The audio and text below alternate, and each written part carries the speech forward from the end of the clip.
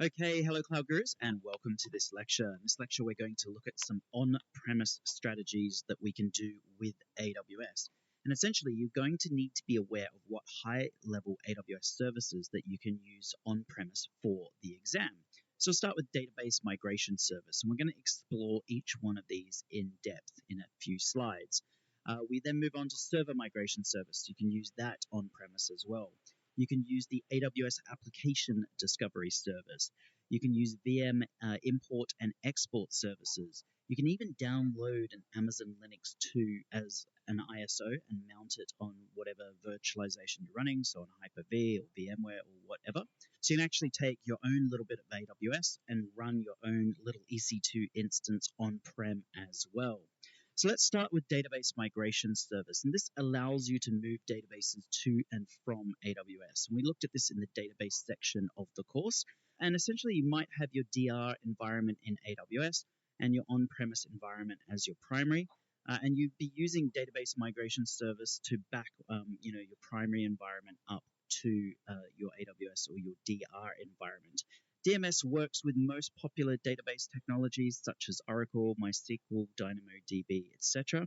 And it also supports both homogeneous migrations, so we could be migrating our database, Oracle database, to an Oracle database. We also support heterogeneous migrations, so we could be migrating SQL Server onto Amazon Aurora, for example. So that's just a quick reminder of what Database Migration Service is. What is Server Migration Service?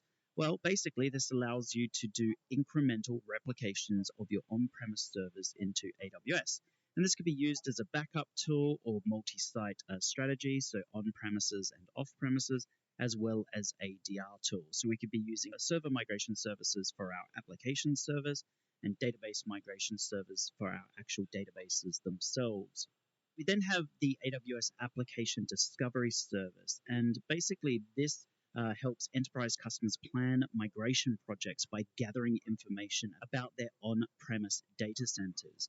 And you basically install the AWS Application Discovery Agentless Connector as a virtual appliance on VMware's vCenter, and it will then build a server utilization map and a dependency map of your on-premise environment.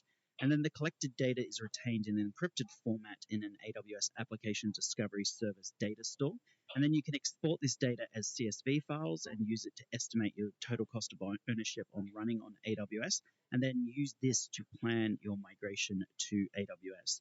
And this data is also available in the AWS Migration Hub, where you can migrate the discovered servers and track their progress as they get migrated to AWS. So it is actually really, really powerful stuff. It'll basically just build out a map of your entire on-premise data center, and then it will also allow you, when you integrate it with AWS Migration Hub, you'll be able to track the progress of your migration as you go into AWS.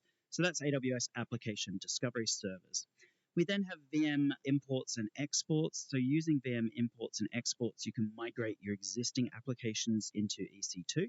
And it can also be used to create a DR strategy on AWS or use AWS as a second site.